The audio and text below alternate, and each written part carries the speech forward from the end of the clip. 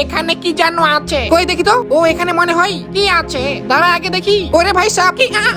আরে এ তো red diamond হয়। ও তাই? হ্যাঁ আগে ভালো করে দেখি। না এ তো ডায়মন্ড নয়। আরে দে আমি দেখি। এটা তো খাওয়া যায়। ও তাই নাকি? দে। এই তুই কারে নিলি কেন? দেখি এর ভেতরে কি আছে।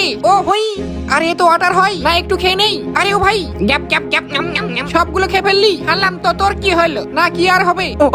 এই নে যা, বেঁচে গেলি। না কিছু ভালো খাবার খুঁজতে হবে। হ্যাঁ চল চল। আরে ও ভাই সাপ, এটা কি খাবার হয়? এ তো কেলা গাছ, এর ভেতরে ওটা কি যেন খাই। হ্যাঁ এই তো পেয়েছি, এই নে খা। খেতে কেমন লাগে? খা, সেই টেস্টি। ও তাই তো।